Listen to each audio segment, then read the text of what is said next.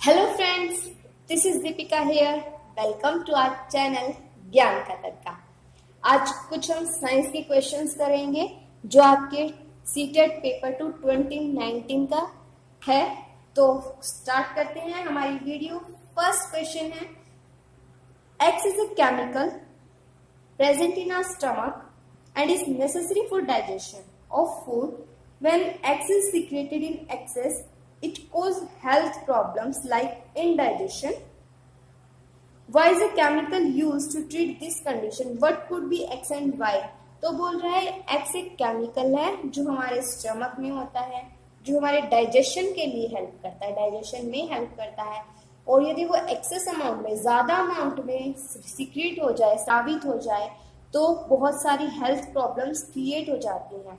अब इसके ट्रीटमेंट के लिए हम क्या यूज करते हैं, वो दोनों केमिकल हमें बताना है। जो ज्यादा सीक्रेट हो रहा है वो भी, और जो इसकी ट्रीटमेंट के लिए यूज किया जाता है वो भी।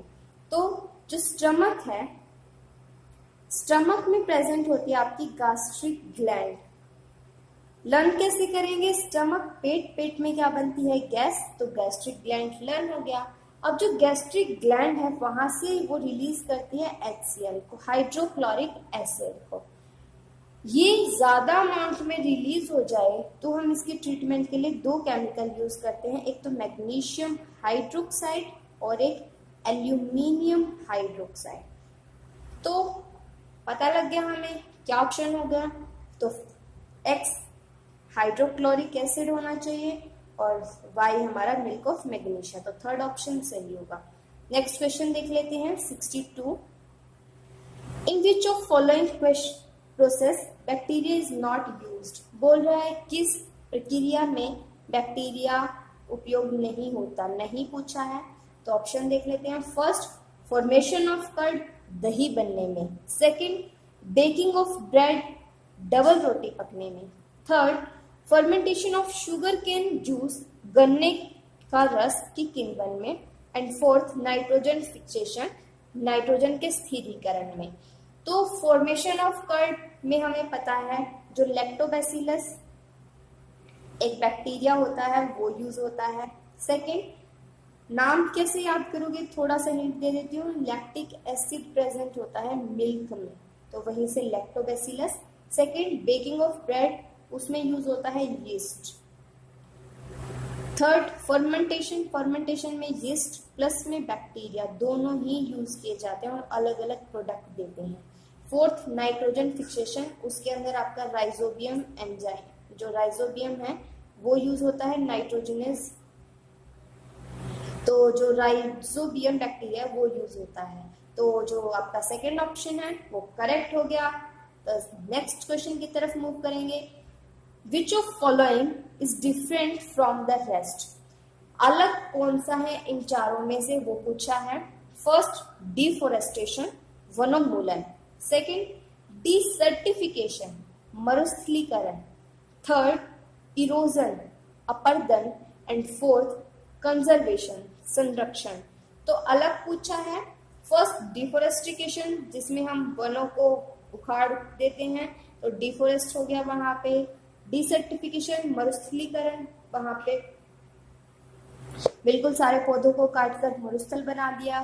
थर्ड, इरोजन, जैसे आपने सुना होगा सॉइल इरोजन, तो वहां पे कटाव हो रहा है भूमि का। एंड फोर्थ, कंजर्वेशन, यहाँ पर हम कुछ चीजों को कलेक्ट कर रहे हैं, संरक्षण कर रहे हैं, उनको बचा रहे हैं, कंजर्व कर रहे हैं। तो fourth is different. Next question की तरफ मूव करते हैं। Which of following statement is not correct? इनमें से कौन सी स्टेटमेंट सही नहीं है? फर्स्ट, डाइजेशन एक केमिकल चेंज है। सेकेंड, फोटोसिंथेसिस एक केमिकल चेंज है। थर्ड, रेस्पिरेशन एक केमिकल चेंज है। या फोर्थ, क्रिस्टलाइजेशन एक केमिकल चेंज है। तो एक बार देख लेते हैं केमिकल चेंज होता है क्या है। केमिकल चेंज के लिए केमिकल रिएक्शन होनी जरूरी है और वहां पर कोई भी चीज नई बनती है, न्यू प्रोडक्ट बनता है। तो जो केमिकल चेंज देख लेते हैं आप किस किस में हो रहा है। First, digestion. डाइजेशन क्या होता है? हमारा जो फूड है उसका ऑक्सीडेशन होता है। मतलब जो सिंपल भाषा में देख लेते हैं, जो ग्लूकोज है वो टूटकर कार्बन डाइऑक्साइड बना देगा, तो कुछ नया बन रहा है, तो ये केमिकल चेंज है। ऑप्शन सही हो गया। सेकेंड, फोटोसिंथेसिस रासायनिक क्रिया है या नहीं है। फोटोसिंथेसिस होता है हमारा प्लांट्स में, और जो फोटोसिंथेसिस है उसके अंदर होता है कार्बन डाइऑक्साइड रिएक्ट करती है वाटर के साथ और बनाती है ग्लूकोज, तो नई चीज बन रही है, तो ये भी हो गया केमिकल चेंज, सही बोल रहा है। Third, respiration. रेस्पिरेशन होता है ब्रीदिंग में साथ के साथ फूड का ऑक्सीडेशन, तो ये भी क्या है, केमिकल चेंज है, बिल्कुल सही बात है। फोर्थ, क्रिस्टलाइजेशन एक केमिकल चेंज है। क्रिस्टल बनते हैं जब हम कोई भी वाटर प्रेजेंट होता है, वो रिएक्शन करने के बाद जो हमारे पास एक लिक्विड फॉर्म बनती है उसको 7-8 या कुछ आवर्स के लिए हम स्टेबल रखते हैं, उसको बिना हिले ढुले रख देते हैं, तो वहां पर कुछ क्रिस्टल की फॉर्मेशन हो जाती है। तो ये सिर्फ एक स्टेट का चेंज है, मतलब लिक्विड था अब क्रिस्टल की फॉर्म हो गए, तो यहाँ पर ये सिर्फ एक फिजिकल चेंज है। जब स्टेट में कुछ चेंज आता है, जैसे सॉलिड लिक्विड गैस में कुछ चेंज हो रहा है, आपस में चेंज हो रहे हैं, तो उसको हम बोलते हैं फिजिकल चेंज। तो फोर्थ आंसर आपका सही हो गया। नेक्स्ट क्वेश्चन देख लेते हैं। Which of the following represent an ascending order as per the size of particle. बोल रहा है जो कणों का साइज है उसके अनुसार हमें आरोही क्रम में बताना है। तो रॉक, क्ले, सैंड, ग्रेवल और सिल्ट, इनको हमें बढ़ते क्रम में लगाना है। पहले छोटा लगाएंगे, फिर बड़ा, फिर बड़ा, फिर बड़ा, फिर सबसे बड़ा, इस तरीके से। तो जो फर्स्ट है, सबसे छोटा होता है clay, second silt, third sand, fourth gravel और रॉक। हमें पता है सबसे बड़ा चट्टान होता है और सबसे छोटी मृत्तिका। अब बीच में देख लीजिए गाद, रेत और बजरी, इस तरीके से असेंडिंग ऑर्डर हो जाएगा, तो सेकंड ऑप्शन राइट होगा। Next, function of gills in fish is true. बोल रहा है जो फिश है, मछली है, उसमें गिल्स के क्या फंक्शन होते हैं। First, take in oxygen from air, air से हवा लेती है, ऑक्सीजन को लेती है, नहीं वो तो पानी में रहती है, पानी में जो ऑक्सीजन होती है उसको लेती है, तो गलत हो गया ये option. Second, absorb nutrient present in water, जो वाटर है, वाटर में जो न्यूट्रिएंट प्रेजेंट है उनको एब्जॉर्ब करती है, गिल्स का ये काम है। Third, absorb dissolved oxygen from water, या fourth, excrete waste into water. तो पूछ रहे हैं गिल्स का फंक्शन पूछ रहा है। अब गिल्स क्या करते हैं, ब्रीदिंग में हेल्प करते हैं उनको। तो जो गिल्स क्या करते हैं, गिल्स जो फिश का माउथ होता है वहां से सबसे पहले ऑक्सीजन, जो डिसॉल्व्ड ऑक्सीजन है, वाटर को लेते हैं। वो जो वाटर है वो गिल्स तक जाता है और गिल्स उसे एक्सट्रैक्ट करते हैं वाटर को, और उस वाटर से ऑक्सीजन को एक्सट्रैक्ट करने के बाद पूरी बॉडी में भेज देते हैं। तो ये काम होता है गिल्स का। तो जो थर्ड ऑप्शन है, absorb dissolved oxygen from water, ये सही होगा। नेक्स्ट क्वेश्चन देख लेते हैं। Which of following can be use to complete and electric circuit if one runs out of connecting wire. तो बोल रहा है कि एक इलेक्ट्रिक सर्किट है हमारे पास, उसमें से कुछ एक पार्ट मिसिंग है वायर का, तो इस मिसिंग पार्ट में हम क्या लगाएं कि जो हमारा इलेक्ट्रिक सर्किट है ये कंप्लीट हो जाए। फर्स्ट, एक पेपर स्ट्रिप लगा सकते हैं। सेकंड, अ रबर बेल्ट, एक रबर बेल्ट लगा सकते हैं। थर्ड, अ वुडन स्टिक, एक वुडन स्टिक, एक लकड़ी की, कोई भी लकड़ी की छड़ लगा सकते हैं, या फिर अ ब्लेड, एक ब्लेड लगा सकते हैं। तो हम देखेंगे यहाँ पर, हम ये देखेंगे कि कोई भी कंडक्टर होना चाहिए, वो लगाएंगे। फर्स्ट, पेपर स्ट्रिप कंडक्टर नहीं है, नॉन कंडक्टर है, तो कैंसिल करते हैं। और रबर बेल्ट, रबर आपको पता है नॉन कंडक्टर होता है, तो इसको भी कैंसिल करेंगे, ये भी नहीं लगाएंगे। थर्ड, अ वुडन स्टिक, आपको पता है जो लकड़ी होती है वो तो नॉन कंडक्टर होती है, हम कितनी बार यूज करते हैं, किसी को करंट लग जाता है तो हम छड़ी से ही, लकड़ी से ही हटाते हैं, तो बिल्कुल गलत हो गया, ये भी यूज नहीं करेंगे। एंड फोर्थ, अ ब्लेड, तो यही कंडक्टर है और इसी को हम यहाँ पर यूज करेंगे। नेक्स्ट क्वेश्चन देख लेते हैं। Manjula is observing her image in a plane mirror. एक प्लेन मिरर है, डायग्राम बना लेते हैं साथ में। मंजुला यहाँ खड़ी है, इसकी डिस्टेंस जो दी है, the distance between herself and the mirror is 5 metre. ये डिस्टेंस दी है 5 metre. She moves 1 metre toward the mirror. अब ये मंजुला पहले 5 मीटर पर थी, लेकिन अब इसने 1 मीटर क्रॉस करके अब यहाँ पर आई है, ये मतलब बची हमारी 4 metre. The distance between herself and image now, तो पूछ रहा है इमेज के बीच में और मंजुला के बीच में कितना डिस्टेंस होगा। अब प्लेन मिरर की एक प्रॉपर्टी होती है क्या, कि कोई भी जो पर्सन है वो जितना उसके सामने खड़ा होगा, जितनी डिस्टेंस पे खड़ा होगा, उतनी ही डिस्टेंस पे वो उसकी मिरर दिखाई, उसकी इमेज दिखाई देगी मिरर में, मतलब बिहाइंड द मिरर इमेज जो दिखाई देगी वो उतनी ही डिस्टेंस पे दिखाई देती है हमें।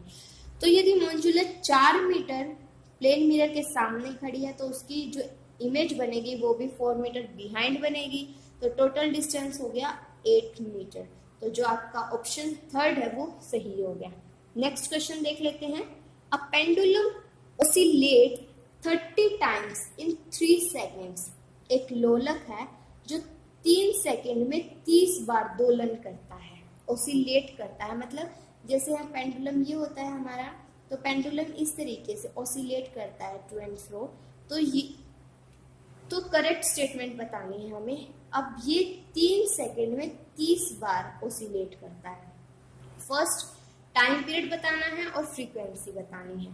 तो जो फ्रीक्वेंसी का फॉर्मूला होता है वो हम देख लेते हैं। फ्रीक्वेंसी का फॉर्मूला है ऑसिलेशन अपॉन टाइम। एक और फॉर्मूला होता है इसका स्पीड अपॉन वेवलेंथ।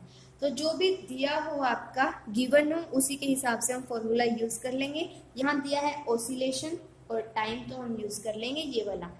ऑसिलेशन कितना दिया है 30 टाइम्स, टाइम दिया है 3 सेकेंड, फ्रीक्वेंसी निकाल लेते हैं यहाँ से 10 हर्ट्ज। फ्रीक्वेंसी की यूनिट होती है हर्ट्ज। यूनिट हमेशा साथ में याद रखनी और हमेशा लिखनी भी है, इससे आपको इजी रहेगा कोई भी न्यूमेरिकल निकालना। अब टाइम पीरियड पूछ रहा है, टाइम पीरियड का फॉर्मूला पता होना चाहिए हमें। टी फ्रीक्वेंसी के अपोजिट होता है। फ्रीक्वेंसी आई है 10 हर्ट्ज, तो जो हमारा टाइम आ जाएगा वो आ जाएगा 0.1 सेकेंड। तो देख लीजिए, चेक कर लीजिए कौन सा ऑप्शन है। Option second is right. Next question देख लेते हैं। Identify the incorrect statement. हमें गलत स्टेटमेंट बतानी है। First, ball bearings are used to increase friction between parts of a machine. Second, friction between two surfaces in contact can never be eliminated on earth. First option में बोल रहा है ball bearing जो होते हैं उनको हम घर्षण को बढ़ाने में यूज करते हैं। सेकेंड ऑप्शन बोल रहा है जो 2 ऑब्जेक्ट हैं उनके घर्षण को हम कभी खत्म नहीं कर सकते। थर्ड, रोलिंग फ्रिक्शन है जो वो कम होता है स्लाइडिंग फ्रिक्शन से। सही कह रहा है, जो रोलिंग फ्रिक्शन होता है वो कम होता है स्लाइडिंग। यदि कोई ऐसे स्लाइड कर रही है उसमें रोलिंग फ्रिक्शन का कम होता है। Third, fourth, the friction force on a object moving through a fluid depend upon its shape. तो ये बात भी सही है। तो इनकरेक्ट पूछा है। अब जो बॉल बेयरिंग होते हैं वो घर्षण को कम करते हैं, ना कि बढ़ाते हैं। तो इनकरेक्ट ऑप्शन आपका फर्स्ट हो जाएगा। तो आज के लिए हम 10 क्वेश्चन ही करेंगे। नेक्स्ट पार्ट में, पार्ट 2 में हम इसके नेक्स्ट 10 क्वेश्चन करेंगे। तो आपको ये क्वेश्चंस अच्छे लगे हो, पसंद आए हो, तो आप लाइक, शेयर और सब्सक्राइब कर सकते हैं। Thank you guys, thank you for watching.